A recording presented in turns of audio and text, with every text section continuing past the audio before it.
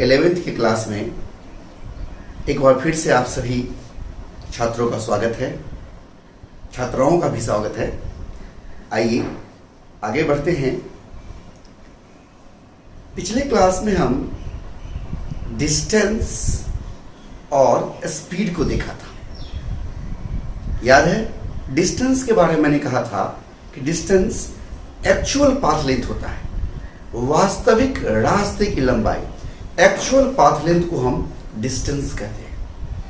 और हमने स्पीड के बारे में कहा था कि total distance travel divided by total time taken को हम एवरेज स्पीड कहते हैं, औसत चाल कहते हैं।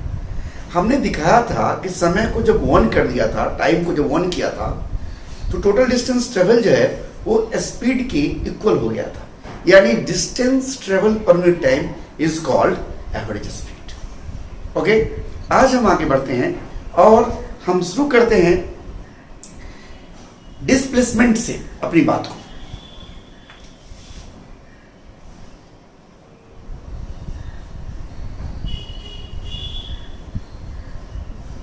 डिस्प्लेसमेंट, इसको हिंदी में हम लोग विस्थापन कहते हैं। इसे हिंदी में हम लोग विस्थापन कहते हैं, डिस्प्लेसमेंट। आइए देखिए विस्थापन क्या होता है। तो ये देखिए, यहां पर मैं एक फिगर बना के दिखाता हूं। ये देखिए, ये कोई जगह ए है और यहां से और एक दूसरा ए रास्ता है हमारा, एक रास्ता, और ये बी है।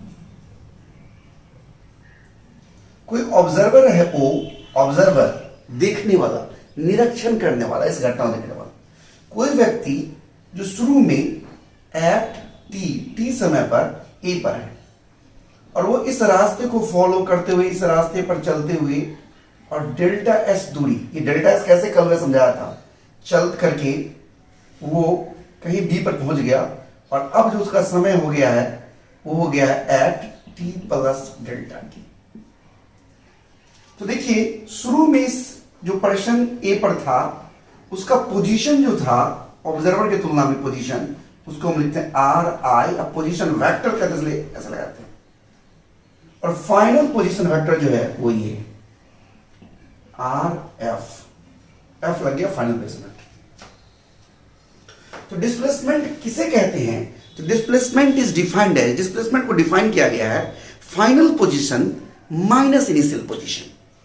Displacement is defined as the final position vector minus initial position vector. ध्यान दीजिएगा,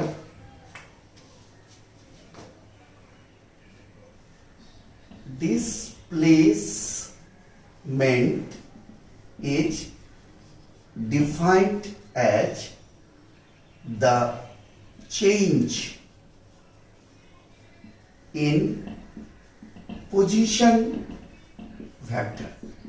Change in position vector, that is displacement equal to change, मतलब डेल्टा। ये डेल्टा बताता है चेंज को। चेंज किस में? पोजीशन वेक्टर में, यानी आर में, डेल्टा आर। ये डेल्टा आर क्या होगा? तो ये डेल्टा आर पोजीशन वेक्टर में चेंज का मतलब होता है final position vector, final position vector R F minus R I. यानी डिस्प्लेसमेंट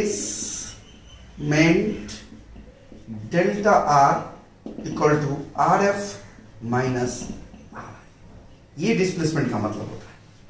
अब देखिए, वेक्टर में से वेक्टर को घटाएंगे तब डिस्प्लेसमेंट डेल्टा आर आएगा। इसका मतलब डिस्प्लेसमेंट भी वेक्टर क्वांटिटी, क्योंकि वेक्टर में वेक्टर को जोड़ते हैं तो वेक्टर मिलता है।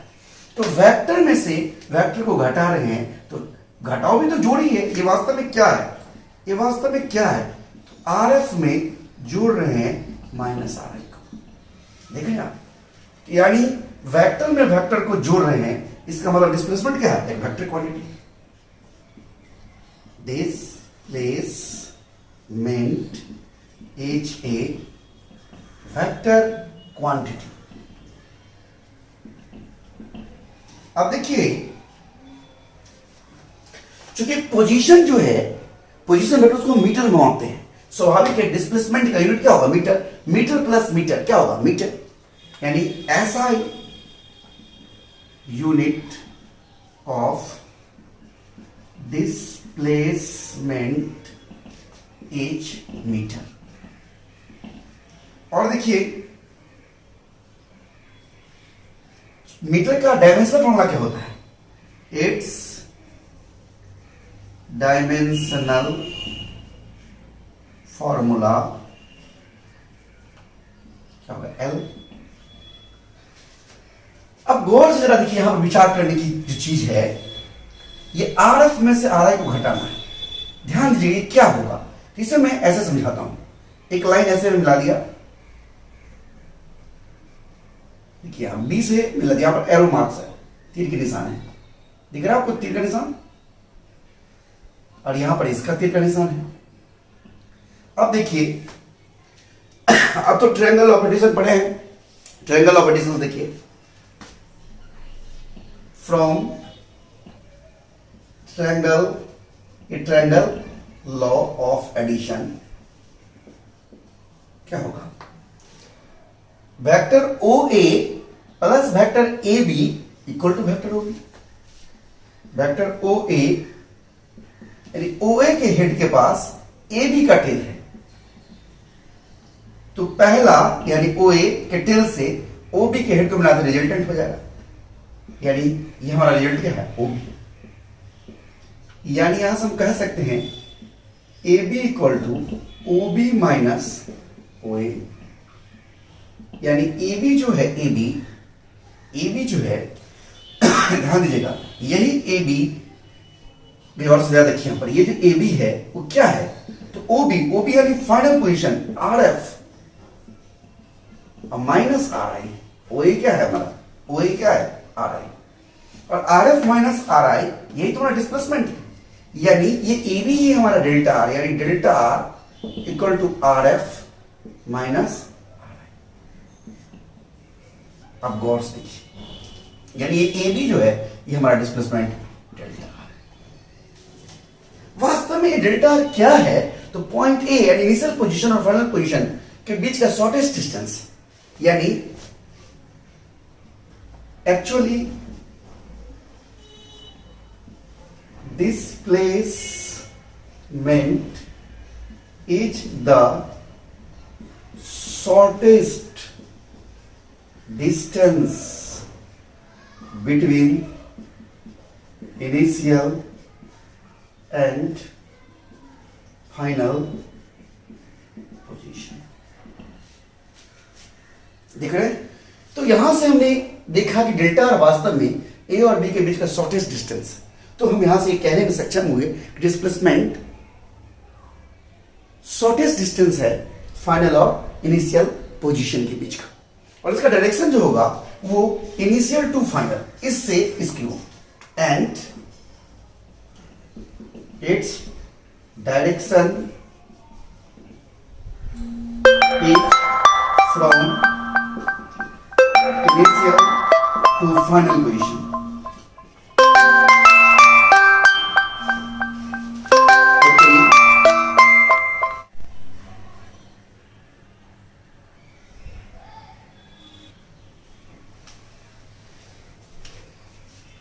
तो अभी आपने देखा कि डिस्प्लेसमेंट जो है वो वास्तव में चेंज इन पोजीशन वेक्टर है, यानी फाइनल पोजीशन वेक्टर से इनिशियल पोजीशन घटा लेंगे तो डिस्प्लेसमेंट आता है। अब जब हम घटाते हैं फाइनल में से इनिशियल को, वेक्टर में से वेक्टर को, तो वेक्टर मिलता है, यानी डिस्प्लेसमेंट एक वेक्टर क्वांटिटी। हमने जब इसको फिगर में देखा कि फाइनल में से इनिशियल घटाते हैं तो ये AB का मान ये आ जाता है, यानी यही हमारा डिस्प्लेसमेंट, यही डेल्टा आर है, यानी फाइनल पॉइंट और इनिशियल पॉइंट के बीच का शॉर्टेस्ट डिस्टेंस जो है ये डिस्प्लेसमेंट का मैग्नीट्यूड है। लेकिन डिस्प्लेसमेंट किस दिशा में है, तो इनिशियल से फाइनल के डायरेक्शन में। आइए हम इसमें एक एग्जांपल देखते हैं, आइए देखिए।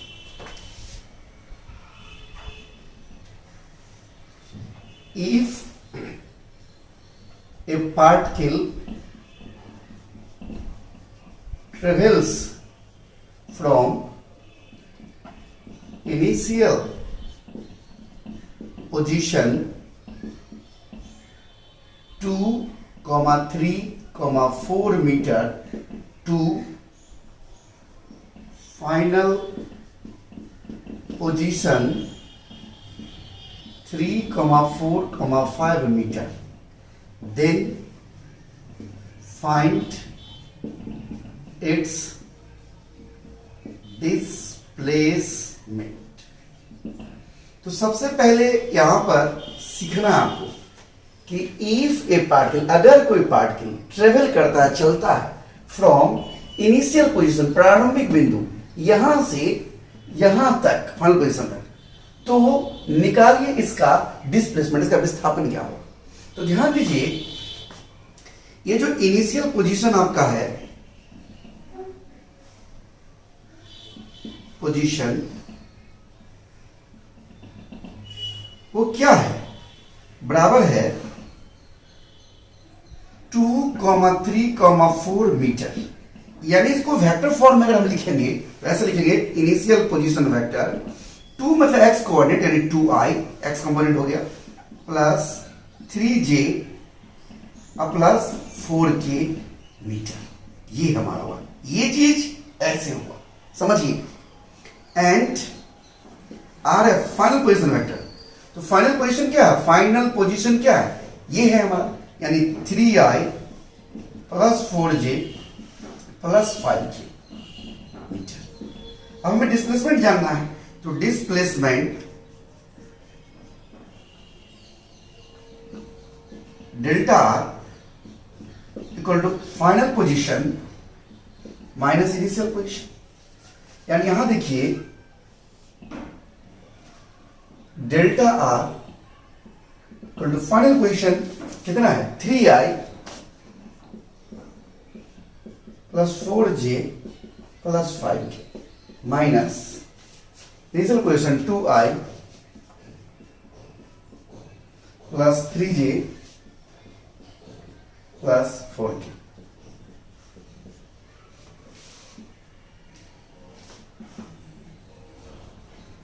यानी i plus j plus k। इसलिए डेल्टा का मैग्नीट्यूड क्या, रूट अंडर 1 का स्क्वायर प्लस 1 का स्क्वायर प्लस 1 का स्क्वायर रूट 3। मीटर में था, मीटर। अगर वेक्टर फॉर्म में बात करें तो ये डिस्प्लेसमेंट आपका, ये आपका वेक्टर फॉर्म में डिस्प्लेसमेंट है, और ये हमारा उसका मैग्नीट्यूड। एक और चीज, यहां पर जो भी यूनिट रहेगा वो यूनिट ले लेंगे हम। अगर एंगल पूछ दे, बताइए डिस्प्लेसमेंट का एक्स एक्सिस से क्या एंगल, अगर ऐसा पूछ दे, गौर करिएगा, आप सीखिए।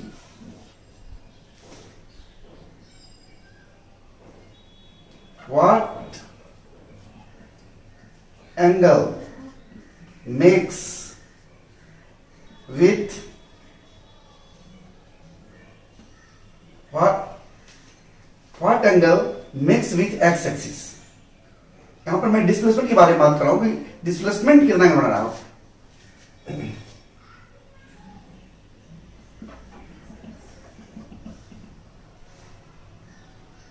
क्या मैं लिख देता हूं, delta R comma what angle makes, delta R जो है वो कितना एंगल बना रहा है एक्स एक्सिस से। तो देखिए क्या करेंगे इस केस में, सबसे पहले तो डेल्टा आर का मैग्नीट्यूड जानना होगा। क्या करेंगे, ये हम बना रहे हैं, सॉल्व कर रहे हैं, ये हमारा क्वेश्चन हो गया, गड़बड़ाइएगा नहीं, ये हमारा क्वेश्चन हो गया। डेल्टा आर अभी हमने निकाला है रूट 3 मीटर। अब एक्स एक्सिस से पूछ रहा है, तो एक्स एक्सिस से निकालने का तरीका है, ध्यान दीजिएगा, कॉस मान लेते हैं थीटा को बना रहा है एक्स एक्सिस, थीटा बराबर, तो एक्स एक्सिस बना रहा है, मैं लिख देता हूं, let theta be the angle made with X axis. According से let delta R, let delta मतलब displacement makes an angle theta with axis। जिससे पूछ रहा है cos equal to x axis से, तो x कंपोनेंट ऊपर रखेंगे हम, x कंपोनेंट बटा डेल्टा आर का मैग्नीट्यूड, मॉड लगा दिया मतलब मैग्नीट्यूड। तो देखिए यहां एक्स कंपोनेंट, यानी एक्स कंपोनेंट कितना है, आई यानी 1 है, 1 डिवाइडेड बाय मैग्नीट्यूड कितना है, √3, यानी theta equal to cos inverse 1/√3, ये एंगल। अगर y से पूछता तो y कंपोनेंट, संयोग से यहाँ y भी सेम है, 1 है, अलग अलग भी हो सकता है, बात समझ रहे हैं, तो y कंपोनेंट रखते डेल्टा, जिससे पूछेगा वो कंपोनेंट बटा डेल्टा का मैग्नीट्यूड, नोट कर लीजिए।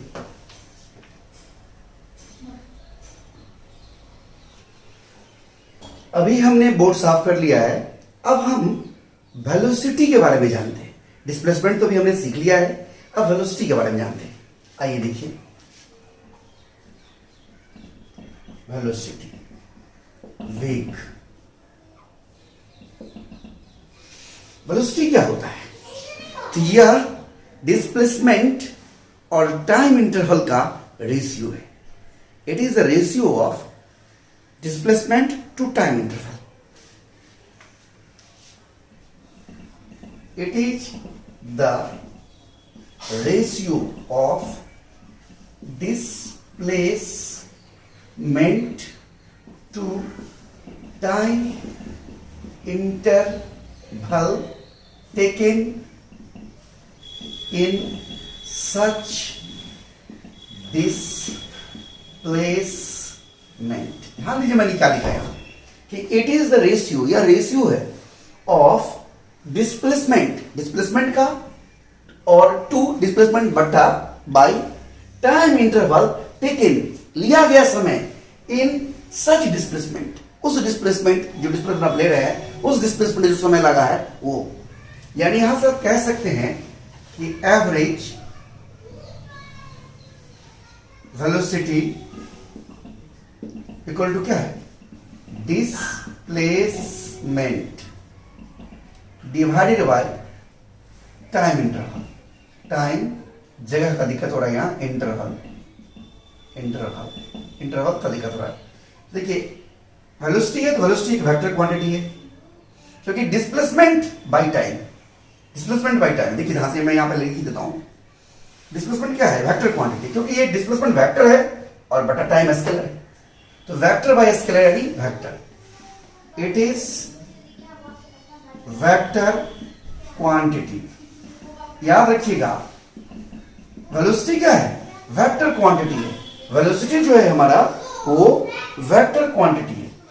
अब देखिए वेलोसिटी वेक्टर ऐसे लिखेंगे, इस पर क्लिक लगा के एवरेज ऐसे लगा दिया एवरेज, तो डिस्प्लेसमेंट को हमने लिखा था डेल्टा आर,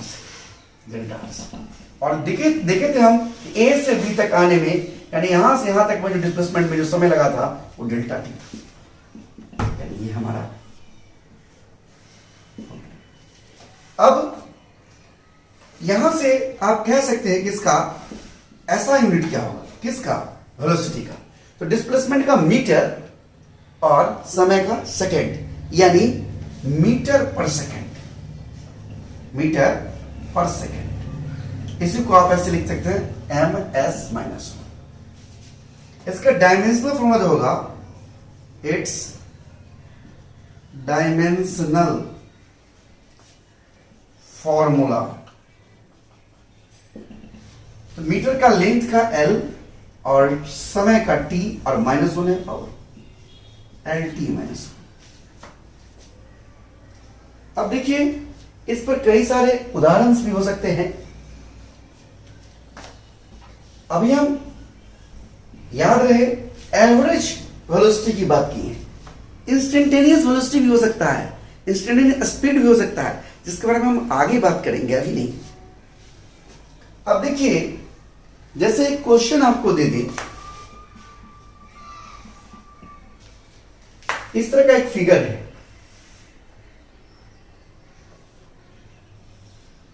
एक स्क्वायर है 10 मीटर लंबा, ये भी 10 मीटर लंबा है, ये नाम है ए बी सी डी, प्रत्येक साइड 10 मीटर का है।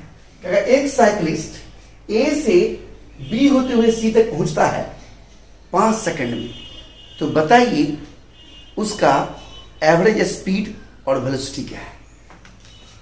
A cyclist travels from A to C through B, A से पहुंचता है सी तक, लेकिन किस रास्ते से? बी होते हुए, ऐसे यहां से यहां है, फिर यहां से यहां। इन 5 सेकेंड देन फाइंड द, एक में एवरेज स्पीड, उर्दू में एवरेज वेलोसिटी ऑफ साइक्लिस्ट। तो साइक्लिस्ट का एवरेज स्पीड और एवरेज वेलोसिटी पूछा है। देखिए कैसे बनाएंगे इसको हम। सबसे पहले तो ए से अगर हम एवरेज स्पीड जानेंगे तो स्पीड के लिए फॉर्मूला होता है total distance travel by total time taken. तो स्पीड जानने के लिए हमको कुल डिस्टेंस चाहिए, टाइम तो मुझे 5 सेकंड दिया ही हुआ है। और वेलोसिटी के लिए होता है डिस्प्लेसमेंट बाय टाइम इंटरवल, तो डिस्प्लेसमेंट जानना होगा। तो ध्यान दीजिएगा, टोटल डिस्टेंस कितना हो जाएगा ट्रेवल, तो ये यहां से तक 10 मीटर और यहां से तक 10 मीटर, यानी 20 मीटर, 20 मीटर देख रहे हैं आप। और ए से सी तक में डिस्प्लेसमेंट क्या होगा? ये हमारा ये डिस्प्लेसमेंट हो जाएगा, ये डायगोनल हो गया, स्क्वायर का डायगोनल विकर्ण। एंड डिस्प्लेसमेंट कितना हो गया? तो ये 10√2 आप तो जानते हैं, 10√2 हो जाएगा, 10√2 मीटर। अब हम निकालते हैं एवरेज स्पीड।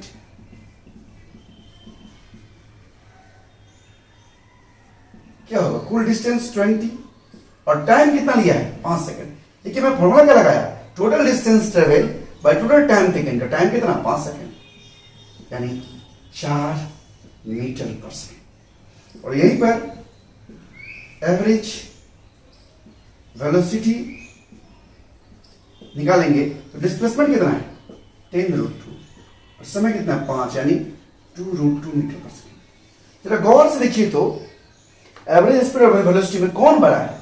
तो आप देख सकते हैं कि एवरेज वेलोसिटी का मान जो है वो छोटा है और एवरेज स्पीड का मान बड़ा है। देख रहे हैं आप? इस पर हम और डिस्कशन करेंगे बड़ा छोटा पर, इस पर फिलहाल आप इतना पहले उतारिए इसको। ओके, मैंने अभी बोर्ड साफ कर लिया है, कुछ डिस्कशन करना है ये फिगर पे। अब गौर से देखिए, ए से बी तक चलने का जो रास्ता है हमारा, ए से बी तक पहुंचने का, वो तो एक तो आप ऐसे चल के जाइए, या कोई दूसरा रास्ता ऐसे चल के जाइए, ऐसे चल के जाइए, ऐसे घूम के जाइए। लेकिन जो सबसे छोटा रास्ता होगा वो सीधे स्ट्रेट लाइन में, इस लाइन में चलिए, सीधा लाइन। तो डिस्टेंस किसे कहते हैं? Actual path length. तो एक्चुअल पाथ लेंथ कम से कम सबसे छोटा ये हो सकता है, वरना इससे बड़ा ही होगा। और ये जो सबसे छोटा है ये हमारा डिस्प्लेसमेंट है। इसका मतलब डिस्टेंस एक बार डिस्प्लेसमेंट बराबर हो सकता है। नहीं समझे? डिस्टेंस एक बार डिस्प्लेसमेंट के बराबर हो सकता है जब इस छोटे से रास्ते में डिस्प्लेसमेंट वाला जो स्ट्रेट लाइन है उसी पर चल ले, वरना इसके अलावा कोई भी लाइन पर चलेगा तो बड़ा ही होगा, यानी डिस्टेंस बड़ा ही होगा। यानी यहां से हम कह सकते हैं कि डिस्टेंस जो है वो बड़ा होगा और एक बार बराबर भी होगा किसके? डिस्प्लेसमेंट। यानी दूरी विस्थापन से बड़ा या बराबर होगा। ये बराबर कब होगा? यहां लिख देता हूं मैं, इक्वालिटी होल्ड्स, इक्वालिटी मतलब बराबर का चिन्ह, holds when particle travels over straight line. Particle जब सीधी रेखा में चलेगा तभी इक्वालिटी होल्ड करेगा। अर्थात आपने यहां से सीखा कि डिस्टेंस यानी डेल्टा एस बड़ा या बराबर होगा डेल्टा आर के मैग्नीट्यूड से। अब देखिए यहां पर ये डेल्टा एस जब ये यहां से यहां पहुंचे, डेल्टा एस दूरी चला, उतना ही देर में इतना विस्थापन हो गया। जब यहां से यहां पहुंचा तब विस्थापन हुआ, तो ये दूरी चला डेल्टा एस, तो ये विस्थापन हो गया डेल्टा आर। और दोनों के लिए समय टी से टी प्लस डेल्टा टी समय लगा। समय डेल्टा टी दोनों के लिए सेम है। यहां देखिए, since we have delta S बराबर है डेल्टा आर के मैग्नीट्यूड से। अब हम डिवाइड कर दे, डिवाइडिंग बोथ साइड्स,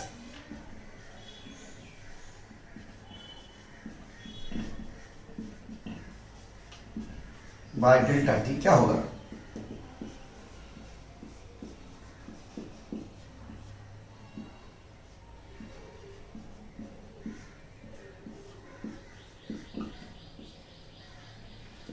भी बड़ा या बराबर है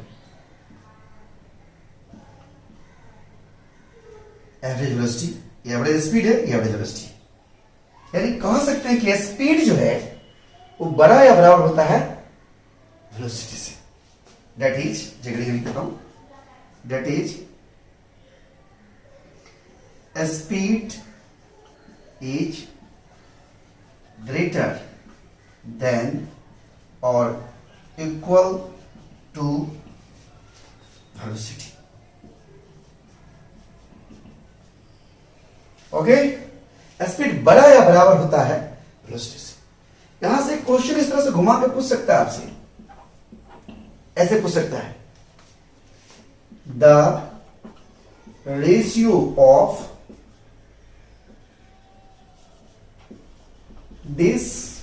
डिस्प्लेसमेंट टू डिस्टेंस इज, पहला चॉइस दे देगा इक्वल टू 1, दूसरा दे देगा लेस देन इक्वल टू 1, तीसरा दे देगा ग्रेटर देन 1 और चौथा देगा नेवर ग्रेटर देन 1। ये चार चॉइस, नेवर ग्रेटर देन 1। तो देखिए चॉइस में कैसे हम सोचेंगे, हम सोचेंगे रेशियो ऑफ डिस्प्लेसमेंट। सबसे पहले तो मैं लिखूंगा, मैं जानता हूं कि दूरी, डिस्टेंस बड़ा या बराबर होता है डिस्प्लेसमेंट डेल्टा आर से। अब कह रहा है रेशियो डिस्प्लेसमेंट टू डिस्टेंस, यानी ऊपर में डिस्प्लेसमेंट नीचे डिस्टेंस, यानी डिस्प्लेसमेंट डिस्टेंस भाग देना है। यानी इसको भाग देंगे, इससे इसमें भाग देंगे तो क्या होगा, 1 यहां बचाएगा, delta R divided by delta S. अब देखिए ये तो एक से छोटा या बराबर है delta R by delta S, यानी डिस्प्लेसमेंट टू डिस्टेंस जो है वो 1 से लेस देन और इक्वल टू है, यानी एक से छोटा या बराबर होगा। तो इक्वल टू 1 हो सकता है, लेस देन 1 हो सकता है, लेकिन दोनों अलग अलग चॉइस है, और अगर सिंगल चॉइस सही है तो कोई भी सही नहीं हुआ। तो ये ज्यादा परफेक्ट है कि नेवर ग्रेटर देन 1, एक से छोटा या बराबर है ये रेशियो, एक से बड़ा तो नहीं है ना, यानी that is never greater than 1। यानी हमारा जो करेक्ट चॉइस है, यानी आंसर जो हमारा है वो हमारा चौथा चॉइस है। समझ में आ रहा है? नोट करिए।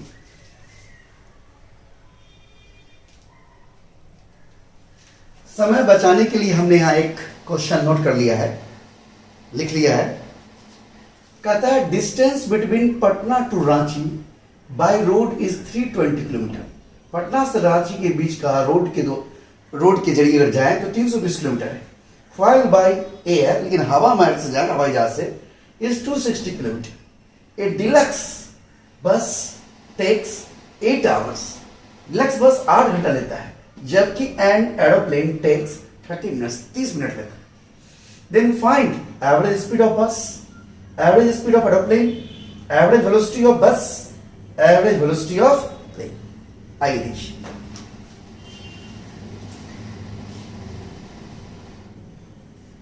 फिगर से समझा जाए। ये मान लीजिए ये जगह हमारा पटना है और ये जगह हमारा रांची है। अगर बस जाएगा तो बस ऐसे कहीं घूमते हुए जाएगा, और इस प्रकार ये जो दूरी जिसको हम डेल्टा एस कहते हैं, ये 320 किलोमीटर।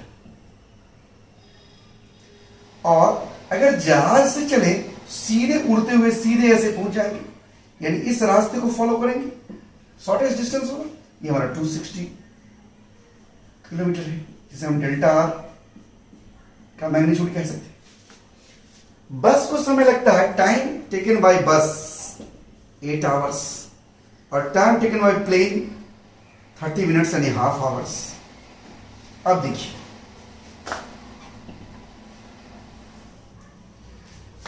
एवरेज स्पीड ऑफ बस, ध्यान दीजिएगा, पहला हमारा एवरेज स्पीड ऑफ बस, यानी स्पीड को 20 लिखते हैं और एवरेज स्लेस लगा दिए। कितना होगा, कुल चला गया दूरी, तो बस कितना दूर चलेगा, 320 किलोमीटर। और कितना समय लिया, 8 घंटा, यानी 40 किलोमीटर पर आवर। यानी इसको मैं सॉल्व करूंगा तो क्या जाएगा, 40 किलोमीटर पर आवर। ये हमारा बस का एवरेज स्पीड है। और average speed of aeroplane, aeroplane के लिए ये इलेक्ट्रॉन इसी रास्ते पर चला है, यानी यही इसके लिए दूरी भी है और यही शॉर्टेस्ट डिस्टेंस यानी डिस्प्लेसमेंट भी है। यानी फॉर प्लेन क्या होगा, डिस्टेंस बराबर होगा डिस्प्लेसमेंट के, डिस्प्लेसमेंट,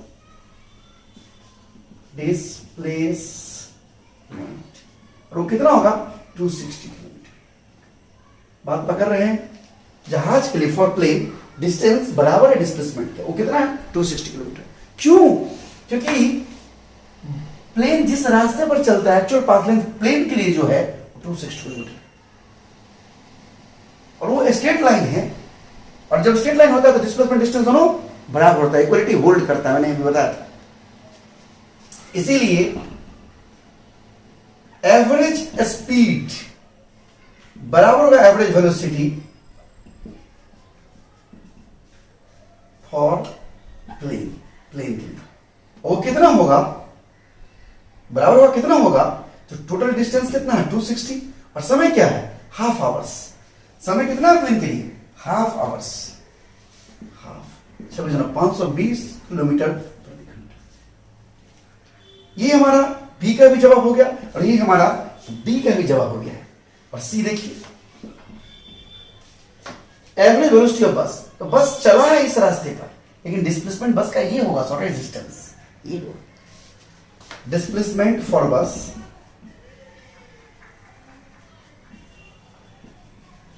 इक्वल टू 260 किलोमीटर। इसीलिए एवरेज वेलोसिटी ऑफ बस 260 जो हमारा डिस्प्लेसमेंट है बाई टाइम 8 आवर्स। बस को 8 घंटा लगता है, तो 8 त्रिक 24, 8 दूना 16, 8 45 किलोमीटर पर आवर। समझ रहे होंगे आप लोग। और भी कुछ क्वेश्चन कल करके दिखाएंगे, फिर हम होमवर्क देंगे बनाने के लिए। आज यही तक रखते हैं।